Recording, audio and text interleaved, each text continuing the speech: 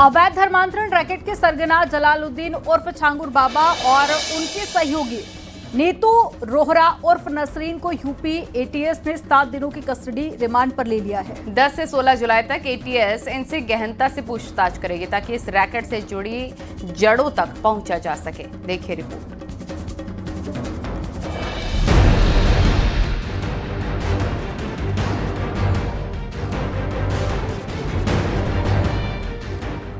बलरामपुर के मधुपुर गांव में मिट्टी में मिला जलालुद्दीन उर्फ छांगुर बाबा की ये कोठी कभी अवैध धर्मांतरण के काले साम्राज्य का केंद्र थी। लेकिन यूपी एटीएस ने इस रैकेट के मास्टरमाइंड जलालुद्दीन पर अब पूरी तरह से शिकंजा कस दिया है। एनआईए स्पेशल कोर्ट ने दोनों को 10 से 16 जुलाई तक एटीएस की कस्टडी में भेज दिया है। इस दौरान एटीएस इनके मोबाइल डेटा, बैंक खातों और विदेशी फंडिंग की परतें खोलेगी।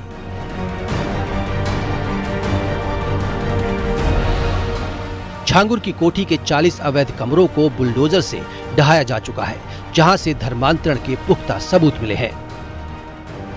जमालुद्दीन और छांगुर बाबा की गतिविधियों के संबंध में मुकदमा एटीएस में पंजीकृत किया गया था। 5 जुलाई को छांगुर बाबा और जमालुद्दीन और उसके प्रमुख सहयोगी नीतू उर्फ नसरीन की गिरफ्तारी की गई थी। आज 7 दिवस का रिमांड यूपी एटीएस द्वारा इन्वेस्टिगेशन के दौरान इन दोनों मुख्य अभियुक्तों का लिया गया है। एटीएस की कस्टडी रिमांड में छांगुर बाबा और नसरीन से कई बड़े सवालों के जवाब मांगे जाएंगे। जांच में खुलासा हुआ है कि इस रैकेट ने 100 करोड़ रुपए से ज्यादा की विदेशी फंडिंग हासिल की, जो 40 से ज्यादा बैंक खातों के जरिए लेन देन में इस्तेमाल हुई। एटीएस दोनों को बलरामपुर, पुणे और नागपुर ले जा सकती है, जहां इस नेटवर्क से जुड़े अन्य लोगों की तलाश होगी। इनसे इस गैंग के सभी गतिविधियों, इनके मनी ट्रेल, इनके द्वारा अर्जित अवैध संपत्तियां इत्यादि की जानकारी की जाएगी। साथ ही संपूर्ण गैंग के नेटवर्क की जानकारी भी प्राप्त की जाएगी। इसके अलावा इस गैंग ने जहां जहां अवैध संपत्ति अर्जित की है, अवैध धन का इस्तेमाल करके, उन सभी की भी जानकारी की जाएगी तथा अवैध संपत्तियों को जब्तीकरण की कार्रवाई तथा उन्हें डिमोलिश करने की कार्रवाई भी की जाएगी। एटीएस की पूछताछ में मोबाइल डेटा एक्सट्रैक्शन से मिली जानकारी अहम होगी। छांगुर और नसरीन की 2014 से 2019 तक यूएई की 19 यात्राओं और शारजाह के स्विस बैंक खातों में करोड़ों के लेन देन की जांच होगी। बलरामपुर में कोठी से बरामद किताब सिजर ए तैयबा और अन्य सामग्री धर्मांतरण के इरादे को दर्शाती है। एटीएस अब इन लोगों की पहचान करेगी जिन्हें प्रलोभन या दबाव से धर्मांतरित किया गया। एटीएस अब उन तमाम चीजों की परतें उधेड़ेगी जिनको लेकर के न सिर्फ छांगुर पर गंभीर धर्मांतरण के आरोप हैं, बल्कि कई सौ करोड़ रुपया गलत तरीके से इन्वेस्ट करने, लेन देन करने का आरोप लगा है। कुल मिलाकर के एटीएस इन तमाम सच्चाइयों को न सिर्फ जनता के सामने लेकर आएगी, बल्कि ये पूरा कॉकस किस तरह से चल रहा था, इन सवालों का जवाब भी लेने की कोशिश करेगी। छांगुर बाबा और नसरीन की एटीएस कस्टडी के साथ अवैध धर्मांतरण रैकेट की परतें खुलने की उम्मीद है। इससे न केवल सामाजिक सौहार्द के लिए खतरा बने इस नेटवर्क की कड़ियां टूटेंगी, बल्कि विदेशी फंडिंग के गहरे राज भी उजागर होंगे। Bureau report, news 18।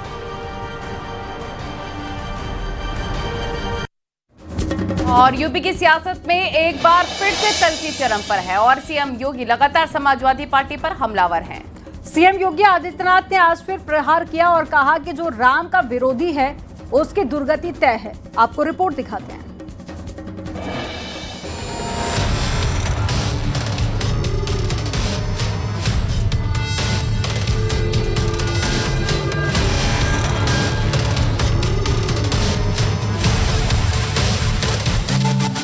सीएम योगी इन दिनों समाजवादी पार्टी पर लगातार हमलावर हैं। गोरखपुर में एक जनसभा में सीएम योगी ने एक बार फिर एसपी अध्यक्ष अखिलेश यादव पर करारा प्रहार किया और कहा कि लोहिया के चेले राम को नहीं मानते। जो राम का विरोधी है उसकी दुर्गति तय है। जब व्यक्ति का आचार और विचार में समन्वय नहीं होता है तो उसकी दुर्गति होती है। और जो राम का विरोधी है उसकी तो दुर्गति हमेशा होनी ही होनी है। उसको सफलता नहीं मिल सकती है, उसको सदगति भी नहीं मिल सकती है। सीएम योगी ने समाजवादी पार्टी को सांस्कृतिक और वैचारिक रूप से भी कटघरे में खड़ा किया। उन्होंने कहा कि राम मनोहर लोहिया ने रामायण मेला शुरू किया था, लेकिन आज की समाजवादी पार्टी राम भक्तों पर गोली चलवाती है।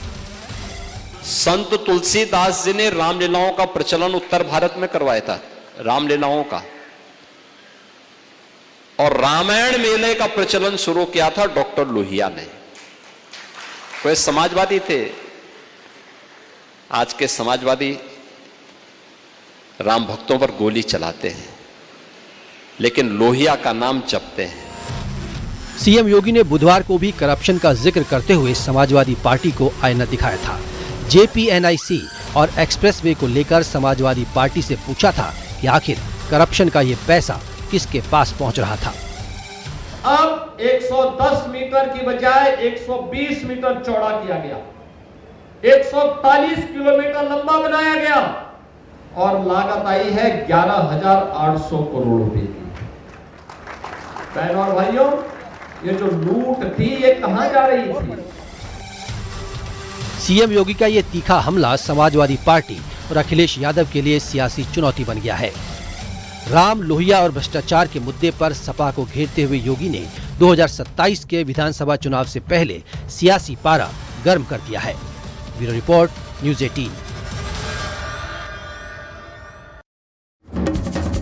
यूपी विधानसभा में समाजवादी पार्टी से निष्कासित तीनों विधायकों राकेश प्रताप सिंह, अभय सिंह और मनोज पांडे पर बड़ा फैसला लिया गया है। विधानसभा ने इन तीनों विधायकों को असंबद्ध घोषित कर दिया है। विधायकों के असंबद्ध घोषित होने का मतलब यह है कि अब इन तीनों विधायकों का किसी दल से कोई नाता नहीं रहेगा। यानी कि तीनों निर्दलीय तौर पर सदन की कार्यवाही में भाग लेंगे। आपको रिपोर्ट दिखाते हैं।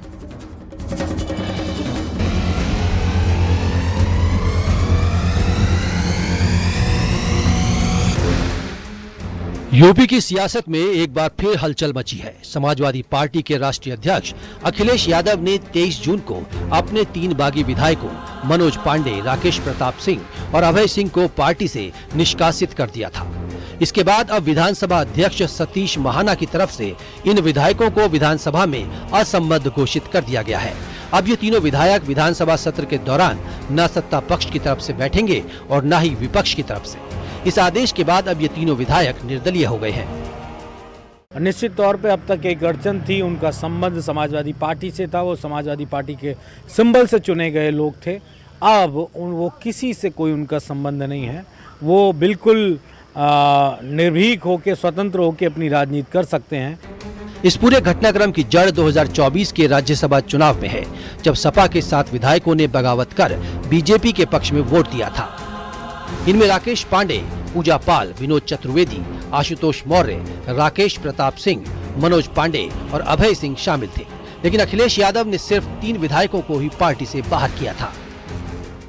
दरअसल इन तीनों विधायकों द्वारा समाजवादी पार्टी के खिलाफ बगावत कर बीते राज्यसभा चुनाव में बीजेपी का समर्थन किया गया था, जिसके चलते ही समाजवादी पार्टी ने इन्हें पहले बागी और फिर इन पर कार्रवाई करते हुए इन्हें पार्टी से निष्कासित किया है। लेकिन अब असंबद्ध हो जाने के बाद ये तीनों विधायक स्वतंत्र हैं, वो किसी भी दल का समर्थन कर सकते हैं। दरअसल समाजवादी पार्टी की ये रणनीति 2027 के विधानसभा चुनाव को लेकर काफी अहम मानी जा रही है। जानकारों की माने तो अखिलेश का ये कदम सपा के भीतर बगावत को दबाने की रणनीति है। Bureau report, news 18।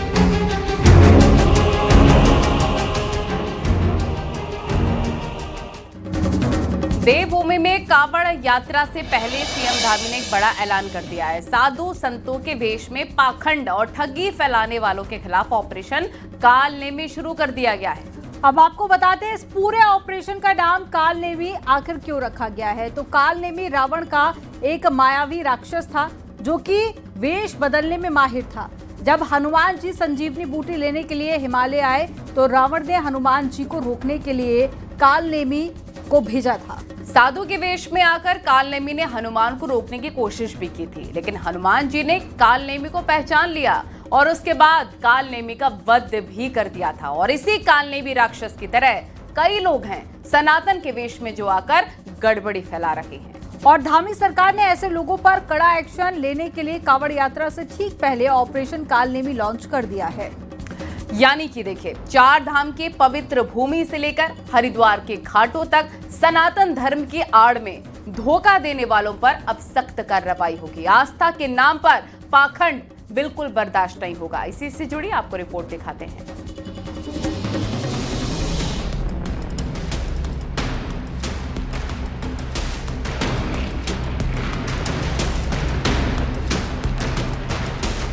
उत्तराखंड, जहां हिमालय की कंदराएं और गंगा के पवित्र तट सनातन धर्म की आध्यात्मिक आभा से सजे हैं। ये 4 धाम की पवित्र भूमि, जहां साधु संतों का तप और भक्ति सनातन संस्कारों की मिसाल है। लेकिन पिछले कुछ सालों में इस देवभूमि पर पाखंडियों का साया मंडराने लगा है। नकली साधु बनकर ठगी और धोखे की शिकायतें बढ़ी हैं। इन कालनेमियों ने सनातन धर्म की आड़ में लोगों की आस्था के साथ खिलवाड़ किया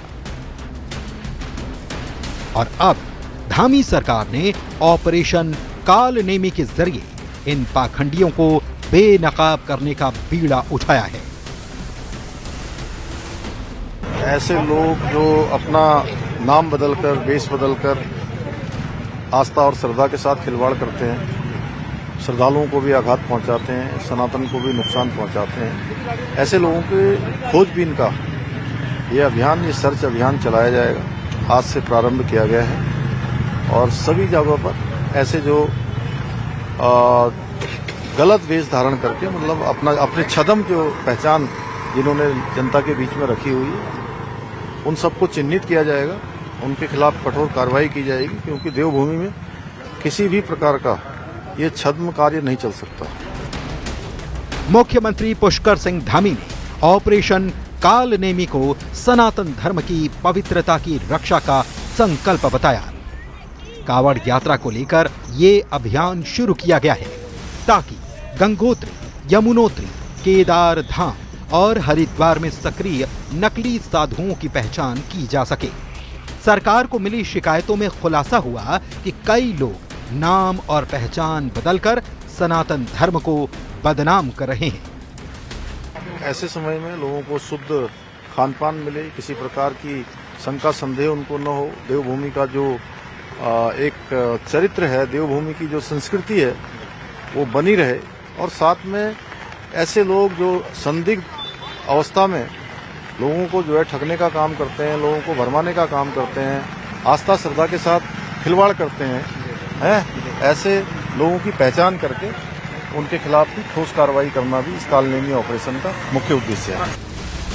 ऑपरेशन कालनेमी के जरिए धामी सरकार ने साफ कर दिया है कि देवभूमि में पाखंड और ठगी की कोई जगह नहीं। कांवड़ यात्रा से पहले शुरू हुआ ये अभियान सनातन धर्म की पवित्रता और श्रद्धालुओं की आस्था की रक्षा का प्रतीक है। Bureau report, news 18।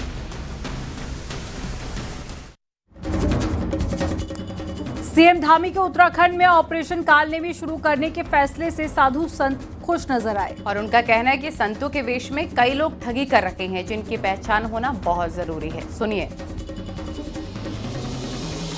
इसमें कहीं फर्जी साधु भी यहाँ सक्रिय हो गए हैं, उनकी पहचान करना बहुत जरूरी है। ऐसे भी कालनेमी हो गए हैं जो लोगों को जबरदस्ती से जो है लूटते खसूटते हैं। शुरू किया है, बहुत अच्छी बात है। मैं मुख्यमंत्री जी का स्वागत करता हूं, लेकिन हमारे अखाड़े के संतों से उन्होंने इस बारे में बात करनी चाहिए। सरकार कैसे पहचानेगी उनको? कुछ अंदर की बात होती है, वो हमारे महात्मा ही पहचान सकते हैं। कालनेमी के रूप में जो भी छिपे हैं आप सुधर जाएं, नहीं तो राज्य सरकार के द्वारा आपको दंडित किया जाएगा और सारे सनातन संत भी आपके खिलाफ हो जाएंगे। और सुप्रीम कोर्ट ने बिहार में स्पेशल इंटेंसिव रिवीजन यानी कि एसआईआर प्रक्रिया पर रोक लगाने से इनकार कर दिया है। यानी कि बिहार में वोटर लिस्ट रिवीजन जारी रहेगा और कोर्ट ने कहा है कि संवैधानिक संस्था के काम पर रोक नहीं लगेगी। साथ ही कोर्ट ने चुनाव आयोगों को जरूरी सुझाव भी दिए हैं। आपको रिपोर्ट दिखाते हैं।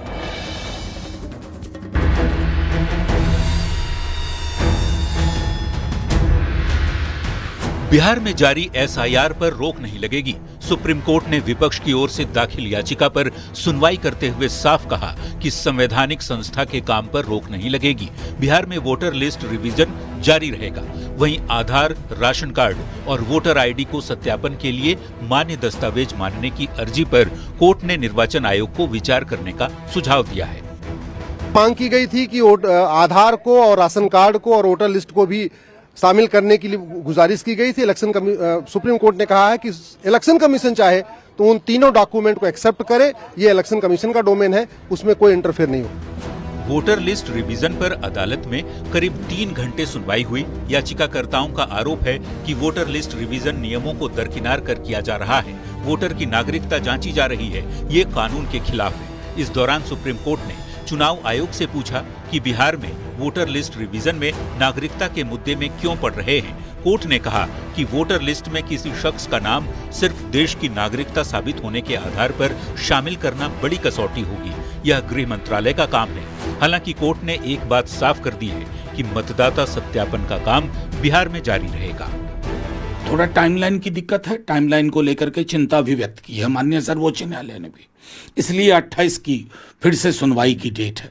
तो ये चूंकि चल रही प्रक्रिया है, तो इन चीजों पर भी नजर रखेंगे बिहार के लोग। माननीय सर्वोच्च न्यायालय की नजर में अब सारी चीजें आ चुकी हैं, तो वो भी रखेंगे। वहीं एनडीए ने कोर्ट के फैसले का स्वागत करते हुए विपक्ष पर निशाना साधा है। ये संविधान विरोधी लोग नहीं चाहते हैं कि जनून वोटर वोट दे, बाहर के लोग का ये वोट पर प्रतिबंध लगे। ये अराजकता पैदा करना चाहते हैं। जंगल राज वाले लोग बूथ से जिन निकालना चाहते हैं। सुप्रीम कोर्ट ने मामले की अगली सुनवाई की तारीख 28 जुलाई तय की है। इस बीच निर्वाचन आयोग से अपना जवाब दाखिल करने को भी कहा गया है, जिस पर सुनवाई के बाद कोर्ट अपना अगला आदेश सुनाएगा। Bureau report, news 18।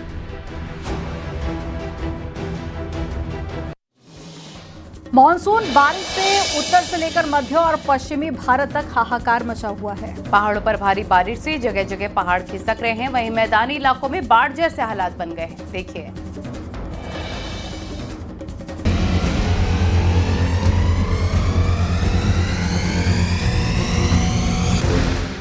मानसूनी बारिश ने हर तरफ कोहराम मचाया हुआ है। पहाड़ों पर बारिश से लैंडस्लाइड की घटनाएं बढ़ गई हैं, तो मैदानों में मानसून जमकर बरस रहा है। नैनीताल में भारी बारिश के बाद कुछ ऐसा हाल दिखा। हर तरफ सैलाब उतर आया। बाजार, सड़क, हर जगह पानी ने पहरा डाल दिया।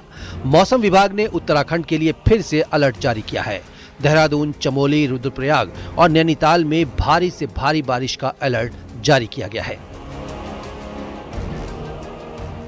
कल थोड़ी एक्टिविटी कम है, हल्की से मध्यम बारिश ही अनेक जगहों में मिलनी चाहिए। हैवी रेन की संभावना कम है। फिर भी छुटपुट आप ये कह सकते हैं कि हमने जो 2 डिस्ट्रिक्ट हमारे अंदर के, जिनमें बागेश्वर और पिथौरागढ़ को है, उनको रखा गया कि उनमें हैवी रेन कल भी संभावना है। मध्य प्रदेश के छतरपुर में बारिश से लोग हलकान हैं। नौगांव थाना इलाके में एक लड़का बाइक समेत नदी में बह गया, जिसका वीडियो सामने आया है। घटना बेलाताल मार्ग की है। पुल पर पानी का तेज बहाव होने के बाद भी बाइक सवार लड़का उसे पार करने की कोशिश कर रहा था। इस दौरान लोगों ने उसे ऐसा नहीं करने की चेतावनी भी दी, लेकिन उसने उनकी बात नहीं सुनी। जैसे ही वो पुल पर आगे बढ़ा, बाइक समेत तेज बहाव में बह गया। छतरपुर में नदी में आई बाढ़ से लोगों की परेशानी बढ़ गई। कई पुल और पुलिया पानी में डूब गए, जिसकी वजह से लोग जान जोखिम में डालकर नदी पार कर रहे हैं। दिल्ली एनसीआर में बुधवार रात हुई बारिश ने कहर बरपाया। गुरुग्राम की सड़कों पर सैलाब आ गया। जगह जगह पानी भर गया और कई किलोमीटर लंबा ट्रैफिक जाम देखा गया। सड़कों पर पानी इतना ज्यादा था कि कई गाड़ियां फंस गई और कई तो खराब भी हो गई। गुरुग्राम में कुछ घंटों की बारिश लोगों के लिए मुसीबत का सबब बन गई। वहां एक जगह तो तेज बारिश के बाद सड़क ही धंस गई और वहां बड़ा गड्ढा हो गया, जिसमें एक ट्रक समा गया। बियर से भरा ट्रक गोदाम की तरफ जा रहा था। अचानक सड़क पर हलचल हुई और सड़क धंसने लगी। इसके बाद ट्रक बड़े से गड्ढे में समा गया। और यहाँ पर वक्त हो गया एक छोटे से ब्रेक का। न्यूज़ 18 पर खबरों का सिलसिला जारी है।